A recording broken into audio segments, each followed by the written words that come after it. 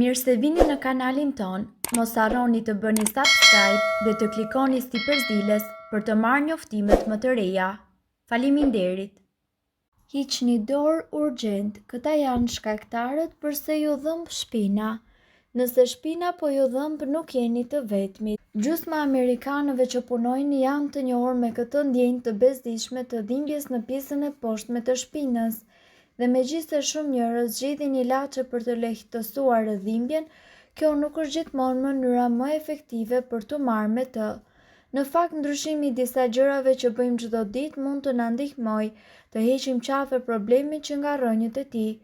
Ne këtu do t'ju tregojmë disa nga zakonet e përditshme në duke të padëmshme që përfundimisht mund të shtrëmbërojnë shtyllën tuaj kurrizore.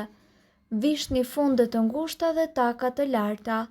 Fundet e ngushta mund të kufizojnë lëvizjet në hijet tuaja, gjë që shkakton tendosje të shtyllës kurrizore dhe e njëjta gjë ndodh kur ju vishni një paltaka të larta, pasi këto këpucë i pozicionojnë këmbët tuaja në një lartësi jo të natyrshme, e cila nga ana tjetër bën që muskujt në pjesën e poshtme të shpinës të zhvendosen. Për të shijuar modën, pa sakrifikuar shëndetin tuaj, zgjidhni gjithmonë funde, të cilat lejojnë këmbët tuaja që të lëvizin sa më lirshëm dhe të zgjidhni këpucë me taka të cilat janë nën 2 inç.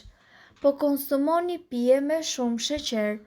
Të konsumosh pije me sheqer nuk është vetëm mënyra më e shëndetshme për të rritur energjinë tënde, por njëkohësisht ajo mundet të sjellë edhe shumë rreziqe shëndetësore.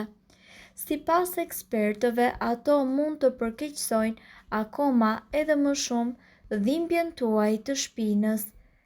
Sipas ekspertëve, ndonjëherë pijet e gazuara çojnë në bllokimin e gazit në sistemin tuaj të tretjes dhe më pas ato ushtrojnë presion në shtyllën tuaj kurrizore. Ju mund të jeni të stresuar. Sipas ekspertëve, kur trupi juaj lëshon hormone të stresit, kjo bën që muskujt tuaj njëkohësisht të shtrëmbërohen në mënyrë instinktive.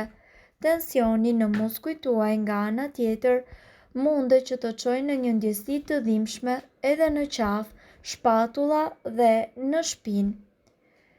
Gjithashtu, studimet kanë treguar se përfshirja e relaksimit në rutinën tuaj të përditshme mundet që të përmirësojë në mënyrë efektive dhimbjet e shpinës.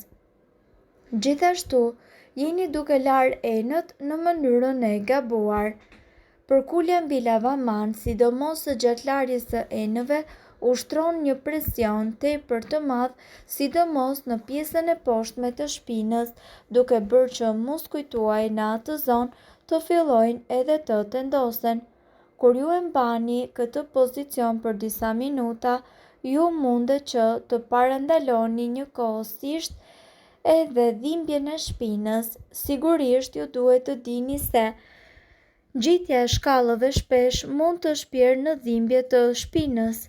Ndonse ngjitja dhe zbritja e shkallëve zakonisht konsiderohet si një zakon i shëndetshëm, ajo nuk sugjerohet për njerëzit të cilët kanë dhimbje të shpinës. Nëse ju vuani nga dhimbja në gjunjë ose në shpinë, është më mirë që ju të konsultoheni me mjekun tuaj para se të përdorni shkallët si një mënyrë për të ushtruar më shumë. Po lexoni në shtrat. Zakoni i leximit të disa faqeve të librit tuaj të preferuar përpara se të flini mund të çojë në ngurtësi në shpatullat tuaja dhe në shpinën tuaj. Kjo gjë gjithashtu shkakton tension në shpinë dhe në muskuj dhe sidomos në pjesën e poshtme të shpinës, gjë e cila do të çojë më pas në dhimbje. Nëse leximi i një libri para se të flini ju ndihmon që të relaksoheni, sidomos pas një dite e vërtet të ngarkuar, atëherë investoni në një karrige me mbështetje të mirë kurrizore. Dhimbjeve të kockave me sa duket nuk i shpëton dot askush, ato mund të kthehen në një problem për çdo moshë dhe kjo është veçanërisht e vërtet nëse dhimbja është kronike dhe njëkohësisht e vazhdueshme. Shkaktar për këtë dhimbje mund të jenë një mori arsyesh të cilat dëmtojnë përkohësisht ose përfundimisht kockat tuaja. Kjo recetë është me origjinë që nga lashtësia, sidomos nga koha e Hipokratit dhe gjithashtu është e rekomanduar dhe nga mjekët për lehtësimin e dhimbjeve të kockave dhe njëkohësisht të shpinës. Për të realizuar këtë recetë, juve do t'ju nevojiten 10 lugë fara liri, 5 lugë susam, 50 gram fara kungulli dhe gjithashtu 50 gram fara lule dielli, 50 gram kokra gruri, 3 lugë rrushë të thatë dhe 1 kilogram mjalt. Në një tas të madh ju duhet që të përzjeni që të gjithë përbërësit dhe pasi të jenë përzierë mirë, mbylleni masën e përftuar në një kavanoz qelçi.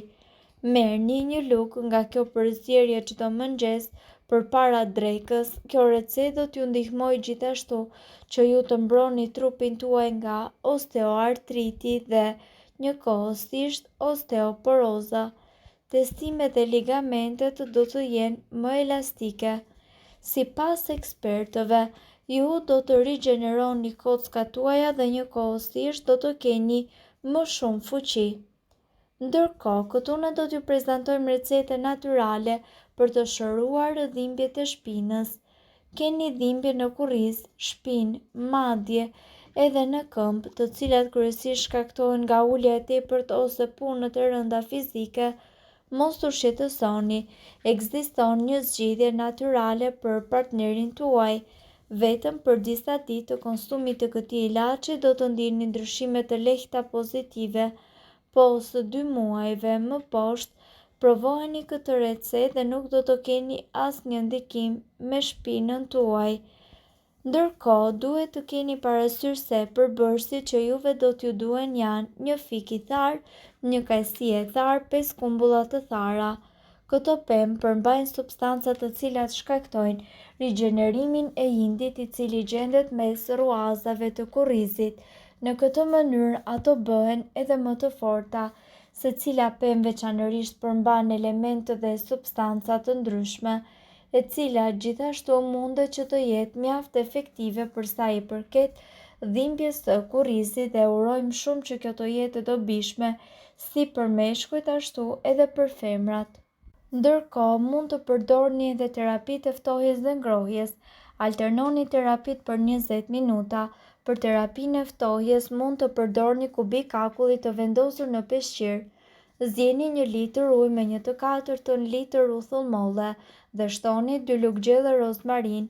Lëreni të ftohet pak dhe pastaj merrni një peshqir të pastër, e njomni tek përzierja dhe aplikojeni atë po ashtu në pjesët ku ju keni dhimbje. Provoni të flini në pozicionin e fetusit duke vendosur një jastëk mes së gjunjëve. Nëse flini në shpinë, vendosni një jastëk poshtë gjunjëve. Masazh me vajra. Për këtë mund të përdorni vaj susami ose vaj arkokosi. Mund të fusni në vaj disa pika nga esenca ose vajra terapeutik të një cilësie të lartë si livando. Në fillim përqendroni tek kyçet më kryesore të trupit. Mund të filloni duke fërkuar lehtë me vaj zonën e qafës, shpatullat, bërryla dhe parakrahët. Më pas vazhdoni duke u zhvendosur në gjunjë dhe në thembra. Mirë po duhet të dini, informacionet në këtë video kanë për qëllim të plotësojnë dhe të mos zëvendësojnë këshillat e mjekut tuaj dhe nuk kanë për qëllim të mbulojnë të gjitha përdorimet e mundshme, masat paraprake, ndërveprimet ose efektet negative. Informacionet në këtë video mund të mos i përshtaten rrethanave tuaja shëndetësore, prandaj para përdorimit konsultohuni me mjekun tuaj. Nëse doni të dëgjoni video tona që ne postojmë çdo ditë, kliko subscribe. Ju ftojmë gjithashtu të bëni like në video tona nëse i keni dëgjuar dhe pëlqyer ato. Faleminderit që e pat videon ton.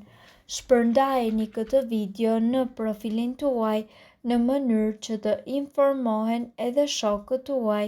Faleminderit.